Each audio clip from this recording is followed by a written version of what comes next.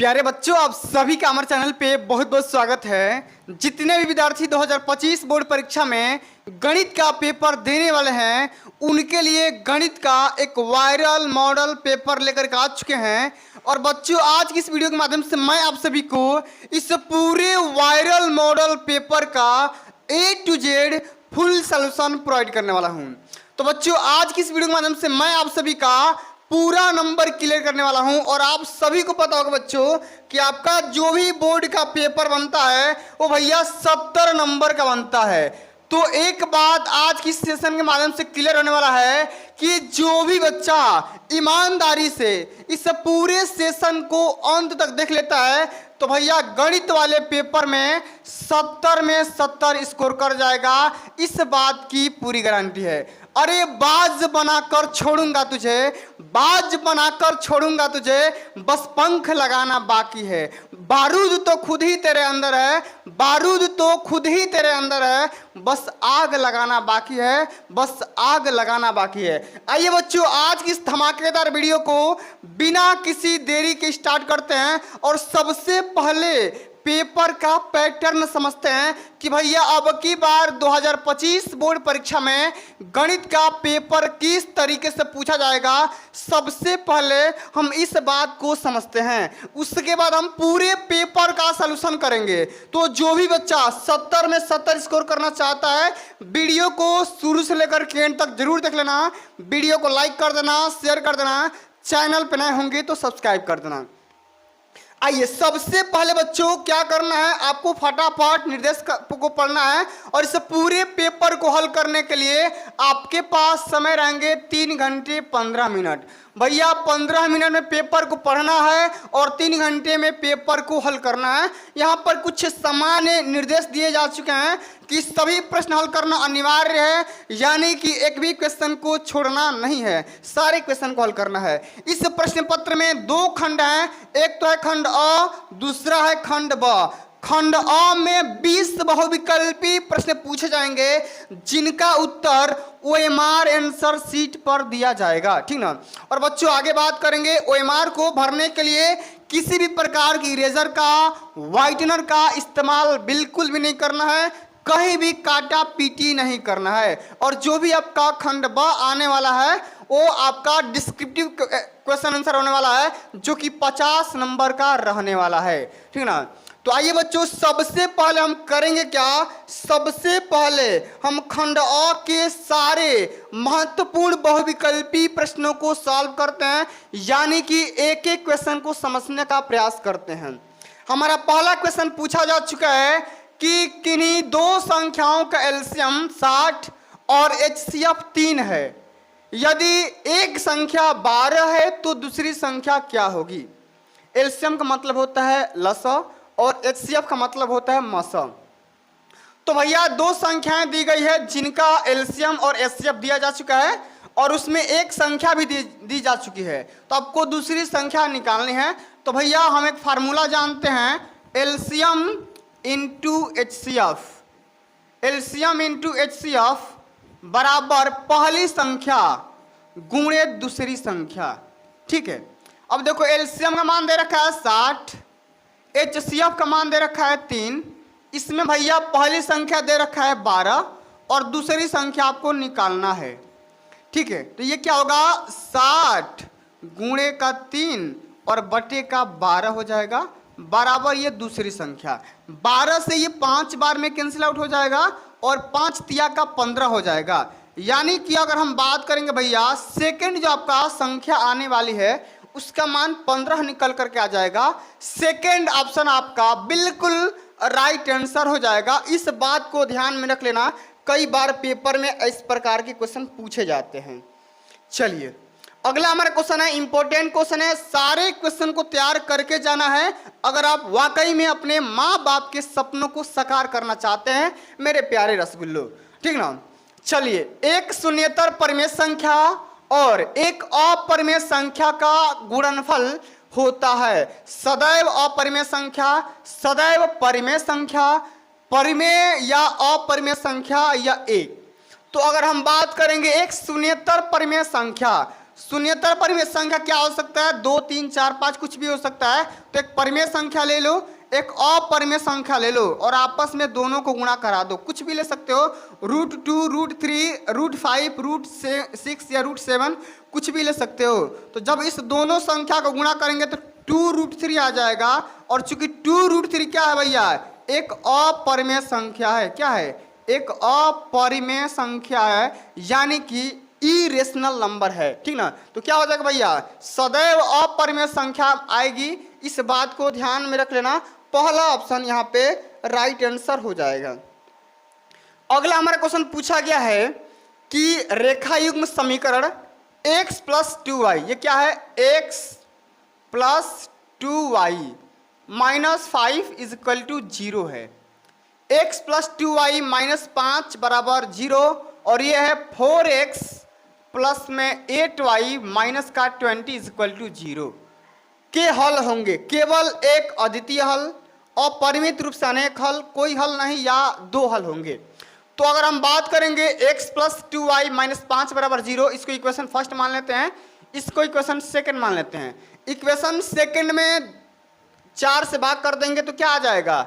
ये आ जाएगा x plus में 2y और ये आ जाएगा माइनस का 20 माइनस का 5, माइनस का क्या आएगा? 5 बराबर 0 आ जाएगा। तो दोनों समीकरण का मान क्या आ जाएगा? बराबर आ जाएगा। यानी कहने का सेंस यहाँ पे हो जाएगा अपरिमित रूप से अनेक हल होंगे। अच्छा, अपरिमित रूप से अनेक हल होने का कंडीशन भी क्या होता है? a1/a2 a1/a2 बराबर b1/b2 बराबर c1/c2 होता है। इस बात को ध्यान में रख लेना और यहाँ पर कंपेयर कर लेना। इसको ले लेना x + by, ठीक ना, प्लस c बराबर 0। तो अब इसको लोगे पहला समीकरण के लिए तो a1x, ठीक ना, ax1 + by1 + c1, इसी प्रकार से ax2 + by2 + c2। तो हम a1/a2, b1/b2 और c1/c2 का मान निकालेंगे तो सबका मान बराबर आएगा, सबका मान बराबर आएगा। इसलिए क्या हो जाएगा? अपरिमित रूप से अनेक हल होंगे। ठीक है ना?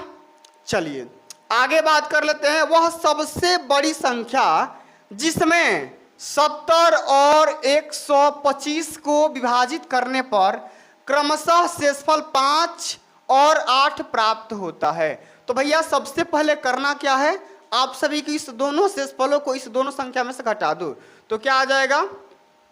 ये आ जाएगा आप सभी का 70 - 5, ये आ जाएगा 65 और ये आ जाएगा 125 - 8। ये कितना आ जाएगा भैया? घटा दो तो ये आ जाएगा 100 कितना? 117, 117। अब से पूछा गया है वह सबसे बड़ी संख्या। अगर बात सबसे बड़ी संख्या की आएगी तो इन दोनों संख्याओं का HCF निकाल लेना है, यानी कि मसा कैलकुलेट करना है। तो हम यहाँ पे करेंगे क्या? मसा निकाल लेंगे किसका? 65 का और 117 का। आप सभी को पता होगा 13 से कट जाएगा दोनों संख्या, तो 13 इसका राइट आंसर हो जाएगा। पहला ऑप्शन यहाँ पे राइट आंसर होगा। ठीक है ना? चलिए अगला हमारा क्वेश्चन पूछा गया है कि 3 के प्रथम 5 गुणजों का योगफल क्या होने वाला है। अच्छा, 3 के 5 प्रथम गुणज फैक्टर क्या होता है? तो एक तो हो जाएगा 3, 3 का पारा पढ़ दो, 3, 6, 9, 12 और 15। इसका योगफल निकालना है भैया, निकाल दो, सब में प्लस कर दो, सब में प्लस कर दो। तो 6 3 9, 9 2 18, 18 और 10 28, 28 10 38 और 38 से 7 कितना होता है भाई? 45। कितना आ जाएगा? 45। ठीक है, तो इसको करने के कई सारे तरीके होते हैं। 3 यहाँ से कॉमन कर लोगे ना तो क्या हो जाएगा? 1 + 2 + 3 + 4 + 5 और प्राकृतिक संख्या का फार्मूला यहाँ पे लगा दो तो क्या हो जाएगा? 3। अब यहाँ पे क्या हो जाएगा? n + (1/2) यानी कि 5 × 6/2। तो 2 से कट जाएगा 3 बार में, 3 के 9 5 45। तो बहुत सारे तरीके, अभी और भी तरीके हैं लेकिन आपको क्या ही पता, आपको तो मतलब केवल एक नियम से हल करना है, 1 नंबर यहाँ पे पा जाओगे। ठीक है ना? चलिए आगे बढ़ जाएं। अगला हमारा क्वेश्चन पूछा गया बच्चा कि द्विघात समीकरण 2x² - 4x + 3 = 0। ये कह रहा है कि 2x² - 4x + 3 = 0। इस समीकरण के बारे में कौन सा कथन सही है आपको बताना है। 4 यहाँ पर कथन दिए गए हैं। सबसे पहले करेंगे क्या, इसका डी का मान निकालेंगे, विविधकर का मान निकालेंगे। तो सबसे पहले हम जो आपका द्विघात समीकरण का व्यापक रूप होता है उस रूप से कंपेयर कर देंगे। अच्छा, द्विघात समीकरण का व्यापक रूप क्या होता है भैया, तो ये होता है आप सभी का ये होता है a x square plus b x plus c बराबर 0। तो यहां पर ए का मान क्या आ जाएगा बच्चा, ए का मान आ जाएगा 2, बी का मान क्या आ जाएगा -4 और सी का मान क्या आ जाएगा 3 आ जाएगा। अब डी बराबर क्या होता है मेरे दोस्त, डी बराबर होता है बी स्क्वायर -4ac, बी का मान रख दो -4 का होल स्क्वायर -4, ए का मान 2 है, सी का मान 3 है, तो ये हो जाएगा 16 -12 दूना का 24। अब डी का मान क्या आ गया मेरे प्यारे रसगुल्लो, -8 आ गया। और कहीं ना कहीं हम देख पा रहे हैं कि डी का भैया मान 0 के बराबर नहीं है। अच्छा, जब 0 के बराबर नहीं होगा तो इसके मूल क्या हो जाएंगे, काल्पनिक हो जाएंगे। क्या हो जाएंगे, काल्पनिक हो जाएंगे मेरे प्यारे रसगुल्लो, काल्पनिक होंगे, तो वास्तविक नहीं होगा और डी का मान 0 नहीं होगा। तो अब आते हैं ऑप्शन पे आते हैं। कह रहा है कि दिए गए समीकरण में विविधकर 0 से कम है। सही बात है भाई, 0 से कम है, -8 है, 0 से कम है। समीकरण के कोई मूल वास्तविक नहीं है, तो सही बात है, काल्पनिक है, यह भी सही बात है। अब अगला हमारा ऑप्शन है कि समीकरण के विविधकर 0 है। अरे भाई कहाँ 0 है, 0 तो नहीं है, -8 है। समीकरण के मूल वास्तविक हैं, वास्तविक नहीं है, काल्पनिक हैं। तो केवल पहला ऑप्शन और दूसरा ऑप्शन सत्य हो जाएगा। अब इसके लिए आप सभी के और ऑप्शन दिया गया है, नीचे मुड़ जा मेरे बाज, जो मैंने बताया था ना, बाज बनाकर छोड़ूंगा तुझे, बस पंख लगाना बाकी है। ठीक है, केवल ए और बी सही हो जाएगा, पहला ऑप्शन यहाँ पे सही हो जाएगा, ए और बी। ठीक है, चलिए आगे बढ़ जाएं। ये कैसा आ रहा है भाई, ये कैसा है, क्या हो गया, लोचा हो गया क्या। चलो कोई दिक्कत ना है, आपको मैं सारा बात बताऊंगा। यहाँ पर दिया गया ए ओ बी सी, मैं लिख दे रहा हूं ए ओ बी सी एक आयत है। ए ओ बी सी क्या है, एक आयत है, रेक्टेंगल है, जिसके 3 शीर्ष दिए गए हैं।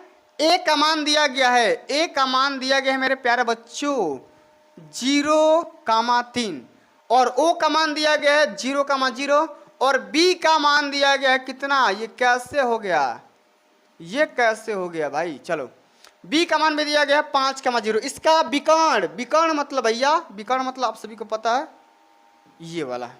चलो कोई दिक्कत ना, सवाल समझ में आ गया। अब मैं इसका सलूशन दिखाऊंगा, इस प्रकार से हल करना है। थोड़ा सा कलम चेंज करते हैं। यहां पर भैया कोई एक आयत है, ओके, इसका नाम है ए ओ बी सी। ए का निर्देशांक दे रखा है 0,3, ओ का निर्देशांक दे रखा है 0,0, बी का निर्देशांक दे रखा है 5,0। इतना तो भैया आप सभी के क्वेश्चन में दे रखा है। करना क्या है, करना ये है आपको इस डायगोनल का मान निकालना है, ये विकर्ण का मान निकालना है, यानी कि ए बी का मान निकालना है भैया, ए बी का मान, ए बी का मान निकालना है। ए बी मतलब दो बिंदुओं के बीच की दूरी, दो बिंदुओं के बीच की दूरी का फार्मूला क्या होता है भैया, डी बराबर ये होता है। इसको हम मान सकते हैं x1, इसको मान सकते हैं y1, इसको मान सकते हैं x2, इसको मान सकते हैं y2। इतना चीज सभी को पता है, कोई दिक्कत है नहीं। तो ए बी बराबर क्या हो जाएगा, x1 माइनस x2 या x2 माइनस x1, कुछ भी कर सकते हो, कोई दिक्कत है नहीं। स्क्वायर ये प्लस है बटे ये y1 माइनस y2 का होल स्क्वायर। अब सबका मान रख दो, x1 का मान है 0, x2 का मान है 5, स्क्वायर कर देते हैं भैया, y1 का मान है 3 और y2 का मान है 0। अब इसका रूट ले लेते हैं, ये क्या हो जाएगा, 0 में से 5 जाएगा, 5 माइनस का 5 स्क्वायर होगा तो 25 हो जाएगा। और इसी प्रकार से ये 9 हो जाएगा, ये रूट में आ जाएगा। अब ये रूट में कितना आ जाएगा 34, कितना आ जाएगा 34 आ जाएगा, रूट में 34। तो यहाँ पर देखो दिखाई दे रहा है रूट में 34। तीसरा ऑप्शन आप सभी का बिल्कुल यहाँ पे राइट आंसर हो जाएगा। आपको केवल विकर्ण का मान निकालना था, आसानी से कर जाओगे, कोई ज़्यादा दिक्कत नहीं है। चलिए अगला हमारा क्वेश्चन दिया गया है। अगला हमारा क्वेश्चन क्या दे रखा है भैया, देखो यदि समीकरण एक्स स्क्वायर प्लस के एक्स माइनस 5/4 बराबर 0 का एक मूल 1/2 है, 1/2 है, तो के का मान निकालिए। किसका? के का मान। अच्छा एक मूल दे रखा है, आपको करना क्या है, x बराबर मान लो इतना, के का मान निकल करके आ जाएगा। x का मान इतना रख दो इसमें, तो रख दो 1/2 का होल स्क्वायर प्लस में k इंटू एक्स यानी कि x/2 माइनस 5/4 बराबर 0।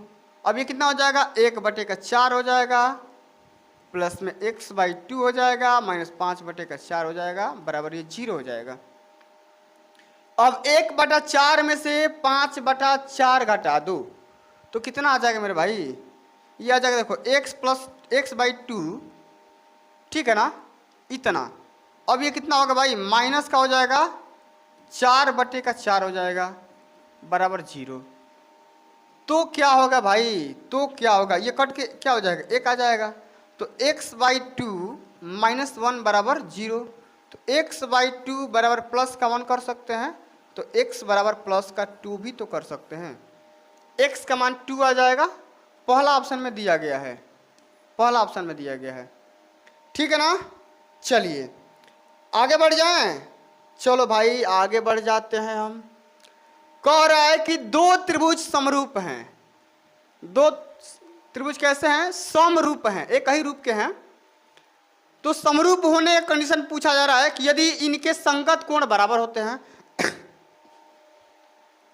ठीक है, इनकी संगत भुजाएं एक ही अनुपात समानुपाती में होती है, उपयुक्त तो दोनों या इनमें से कोई नहीं। तो ध्यान से सुनो, मान लो कोई एक त्रिभुज है ए बी सी और एक दूसरा त्रिभुज है पी क्यू आर। अच्छा ये दोनों समरूप, ये दोनों त्रिभुज समरूप कब होंगे, तो समरूप होने का कंडीशन ये होता है कि कम से कम दो भुजाएं आपस में बराबर हो या दो कोण आपस में बराबर हो, कम से कम, तब जाकर कि ये दोनों त्रिभुज आपस में समरूप होंगे भैया, सर्वांगसम होंगे, ठीक है ना, आपस में। तो यदि इनके संगत कोण बराबर हो, सही बात है, संगत कोण जो इसका कोण ए है कोण पी बराबर हो, कोण बी है कोण पी क्यू के बराबर हो, या कोण सी है कोण आर के बराबर हो, कोई दो होना चाहिए, या इनकी संगत भुजाएं एक ही अनुपात में हो।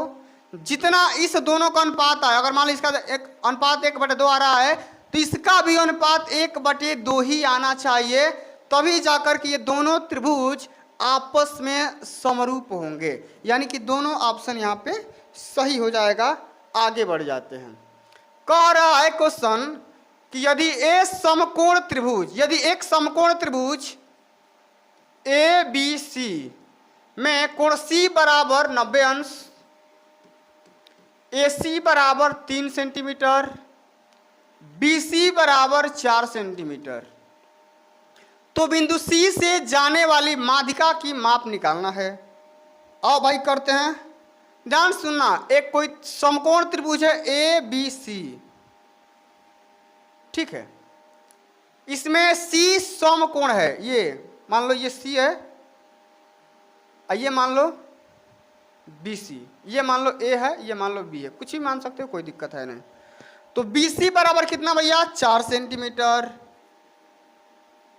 ठीक है, ए सी बराबर कितना है 3 सेंटीमीटर। आपको करना क्या है, आपको ये चीज करना है, देखो मैं बता रहा हूं आपको, ये जो माध्यिका जा रही है ये, इसकी लंबाई निकालना है कि कितना सेंटीमीटर पे काट रही है। तो सबसे पहले करेंगे क्या बच्चा, सबसे पहले करेंगे पाइथागोरस का प्रमेय लगाएंगे।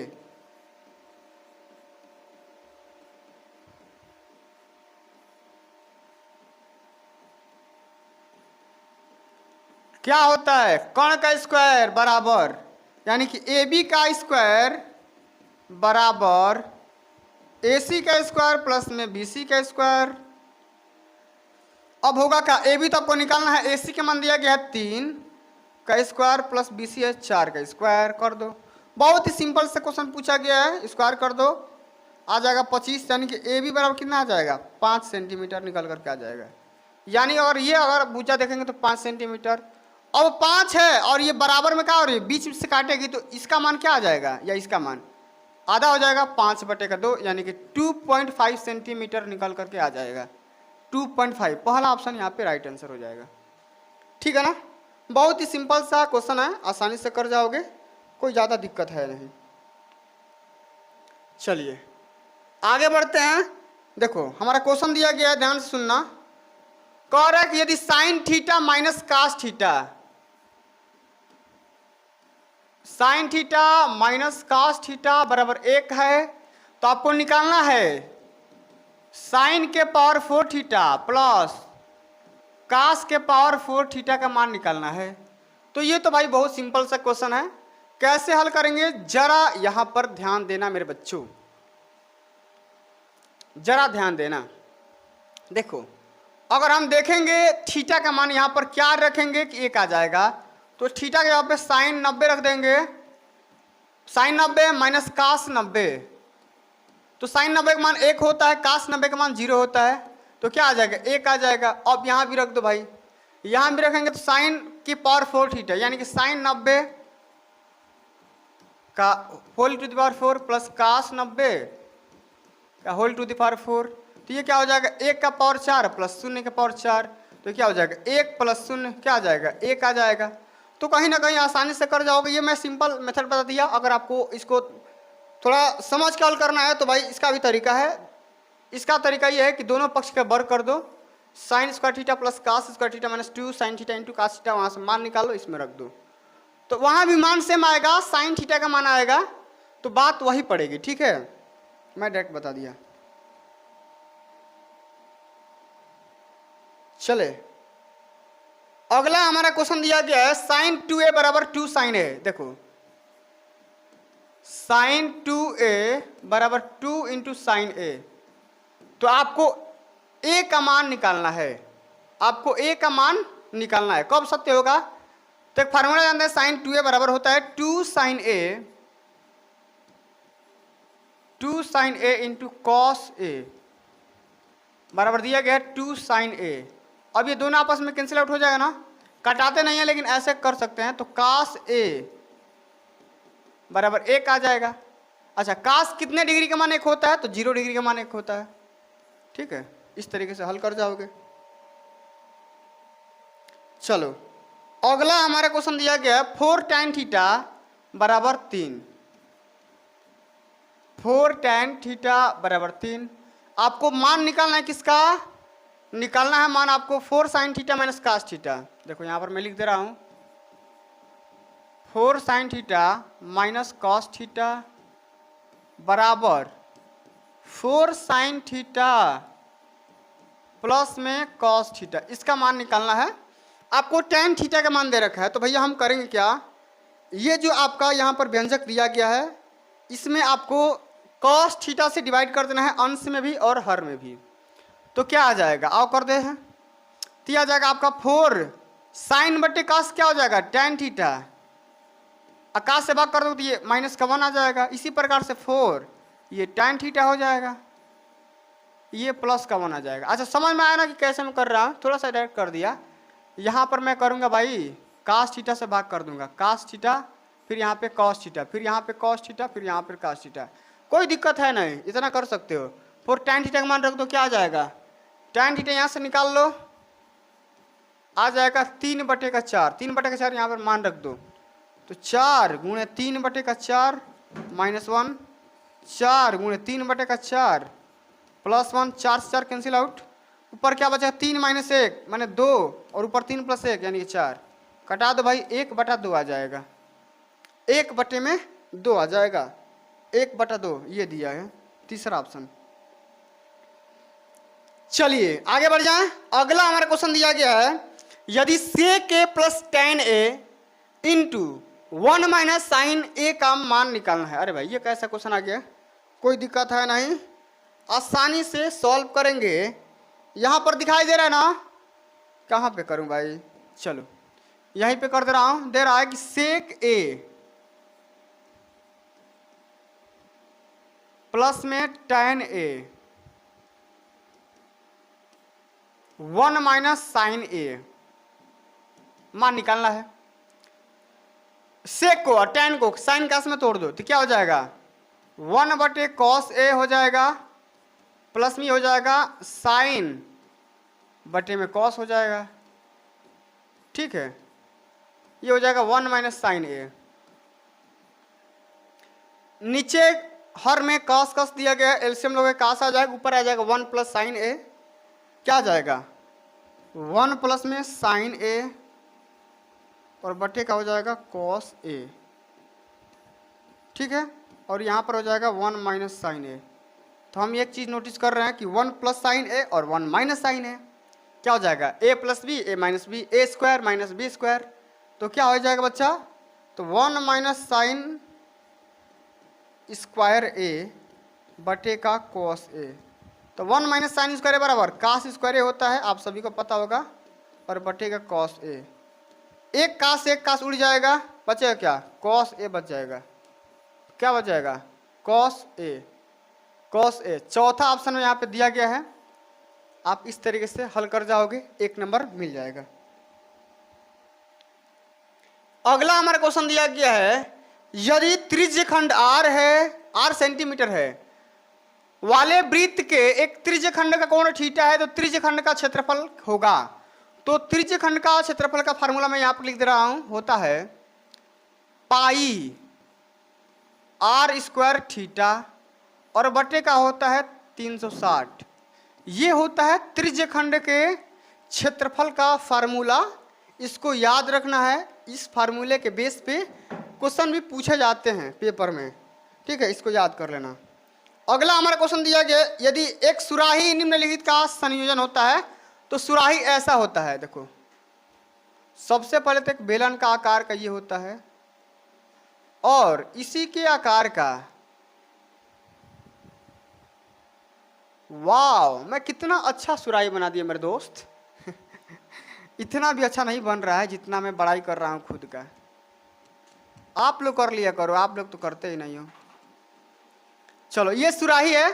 अब ये सुराही का किस प्रकार के से बनता है, हम यहाँ पे देख पा रहे हैं कि यहाँ पर एक बेलन लगा हुआ है इस प्रकार सा, और यहाँ से यहाँ तक एक देखेंगे तो एक गोला लगा हुआ है, गोला।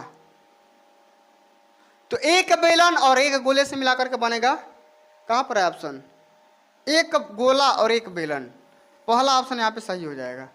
ठीक है, इस तरीके से बनेगी सुराही। चलिए भैया आगे बढ़ जाएं। अगला हमारा क्वेश्चन दिया गया है कि 1 से लेकर के 10 तक धनात्मक विषम संख्याओं का माध्य ज्ञात करना है। माध्य ज्ञात करना है। माध्य ज्ञात करने का विषम संख्या का समांतर माध्य या माध्य अगर हम बात करेंगे तो n/2 भी होता है, यानी कि 10/2 हो जाएगा, 5 निकल करके आ जाएगा। ठीक है, अगर आपको नहीं आ रहा है तो आप इस प्रकार से भी कर सकते हैं, 1 3 5 7 + 9 और बटे का 5 कर जाओगे, 25/5 आ जाएगा, 5 बार में कैंसिल आउट हो जाएगा, 5 निकल करके आ जाएगा। आगे देखते हैं, आंकड़ों 13 15 16 17 19 20 की माध्यिका क्या होगी। तो 2 4 6, और हम देख रहे हैं कि भाई एकदम आर्डर भी सेम है, सही तरीके से है। तो माध्यिका का फार्मूला क्या होता है, जब संख्याएं सम होती है तो फार्मूला होता है, माध्यिका का फार्मूला होता है n/2। क्या होता है भाई, 2 4 6 है, तो क्या हो जाएगा n/2, या हम ये बोल सकते हैं कि n/2वां पद प्लस में n/2 प्लस में 1वां पद, ठीक है, और बटे का 2। n/2 माने देखो 2 4 6 है, तो 6 n है तो n/2 मैंने 6/2 मैंने तीसरा पद एक तो हो जाएगा ये पद 16 और दूसरा है 17, तो 16 + 17/2 कितना आ जाएगा 33/2 आ जाएगा भाई 33/2, ये तीसरा में दिया गया है। चलो आगे देख लेते हैं। यदि कुछ प्रेक्षणों का माध्य 27 है तथा बहुलक 45 है तो माध्यिका ज्ञात करना है। Very very most important question है, हर साल पेपर में भैया पूछा जाता है सॉरी भाई, ये भी पूछा जाएगा इस बार। तो बहुलक का फार्मूला होता है, मैं यहाँ पर लिख रहा हूँ b बराबर बहुलक को b से, तो 3 गुणे माध्यिका, 3 गुणे क्या माध्यिका को मैं m से -2 गुणे माध्य, ठीक है। आपको क्या करना है माध्यिका निकालना है। 3 गुणे क्या होता है भाई माध्य होता है, 3 गुणे माध्यिका -2 गुणे माध्य, ठीक है। बहुलक का मान रख देते 45, 3 गुणे माध्यिका तो भैया आपको निकालना ही है, और माध्य यहाँ पर दिया गया 27, तो 45 और प्लस इधर आ जाएगा 54 बराबर 3 गुणे माध्यिका, तो क्या हो जाएगा 99 बराबर 3m माने माध्यिका कट जाएगा कितना बार में 33 बार में, यानी कि माध्यिका का मान कितना आ जाएगा 33 सेकेंड ऑप्शन में दिया गया है। चलिए आगे बढ़ जाते हैं। अगला हमारा चूंकि बहुविकल्पी का अंतिम नंबर क्वेश्चन है कि जब एक पासे को फेंका जाता है तो 3 से छोटी एक विषम संख्या, 3 से छोटी एक विषम संख्या आने की प्रायिकता क्या होगी। आप सभी को बच्चों पता होगा पासे का जो फलक होता है 6 होता है, कितना होता है भाई 6 होता है, यही आपका पासा होता है 1 2, नीचे वाला ऊपर वाला बाएं वाला दाएं वाला, ठीक है, ऊपर वाला नीचे वाला 6 होता है, तो 6 बार तो आएगा। लेकिन आपसे पूछा जा रहा है कि 3 से छोटी एक विषम संख्या, ठीक है, तो हम प्रायिकता बराबर हमारा फार्मूला होता है, प्रायिकता का फार्मूला होता है कि संभावना, जो हमारा संभावना है और जो टोटल मान है कुल मान, हम उसे डिवाइड कर देते हैं। तो भैया अगर हम बात करेंगे 3 से छोटी एक ही तो है, एक बार में आएगा, एक ही बार तो आ सकती है, और कितना बार एक आ सकता है 6 बार एक आ सकता है, तो क्या आ जाएगा 1/6 आ जाएगा, 1/6 आ जाएगा। पहला ऑप्शन यहाँ पे राइट आंसर हो जाएगा, ठीक है। तो प्यारे बच्चों आज के लिए बस इतना ही, वीडियो थोड़ा सा लंबा बन गया इसलिए मैं यहीं पे वीडियो को स्थगित करता हूँ, और आगे आने वाले लेक्चर के माध्यम से आप सभी को खंड ब का सलूशन प्रोवाइड कर दिया जाएगा, ठीक ना, खंड ब का सलूशन भी अपलोड कर दिया जाएगा, परेशान मत होना, पूरा सलूशन के साथ मैं बनाऊंगा वीडियो, ठीक है। तो जिन बच्चों को ये वीडियो अच्छी लगी होगी एक बार वीडियो को लाइक कर देंगे, कमेंट करके अपना फीडबैक जरूर देंगे। एक मैं जरूरी बात आप सभी को बताना चाहता हूँ कि जिन बच्चों को सभी सब्जेक्ट का पेड PDF पेड नोट्स प्राप्त करना चाहते हैं आप लोग, तो आप हमारे व्हाट्सएप ग्रुप से या व्हाट्सएप नंबर से कांटेक्ट कर सकते हैं। व्हाट्सएप नंबर है 8318105051, ये मेरा व्हाट्सएप नंबर है, ठीक है। इस व्हाट्सएप नंबर से कांटेक्ट कर लेंगे तो आपको पेड व्हाट्सएप में जोड़ दिया जाएगा, ऐड कर दिया जाएगा, और वहीं पे आप सभी को जितनी भी क्लासेज हो रही हैं उसका नोट्स वगैरह PDF वगैरह मिल जाएगा। क्या क्या मिलेगा, नोट्स मिल जाएगा, PDF मिल जाएगा, ठीक है, मॉडल पेपर, ये जो पेपर देख रहे हैं ना इसी को मॉडल पेपर बोलते हैं, ठीक है। प्रीवियस ईयर के पेपर, अब तक के जितने भी प्रीवियस ईयर पेपर हुए हैं प्रीवियस पेपर मिल जाएंगे, इम्पोर्टेंट क्वेश्चन भी मिल जाएंगे, ठीक है। और यहाँ पे डाउट क्लास, जो भी आपके डाउट रहते हैं आप भेजोगे तो उसका भी सलूशन मिल जाएगा। लेकिन इन सभी चीज़ों को प्राप्त करने के लिए आपको मात्र 299 पे करना पड़ेगा। मैं आपको व्हाट्सएप पे अपना QR सेंड कर दूंगा, आप उस QR के माध्यम से इतना पैसा पे करके आप इतने चीज़ों की लाभ प्राप्त कर सकते हैं। तो प्यारे बच्चों आशा करता हूँ, उम्मीद करता हूँ आज आप सभी को ये जितना हम लेक्चर लिया है, ठीक ना, समझ में आया होगा तो एक बार वीडियो को लाइक जरूर करना, कमेंट करके अपना फीडबैक जरूर देना।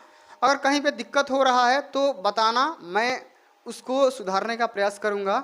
जल्द मिलते हैं अगली वीडियो में, तब तक के लिए जय हिंद, जय भारत, वंदे मातरम।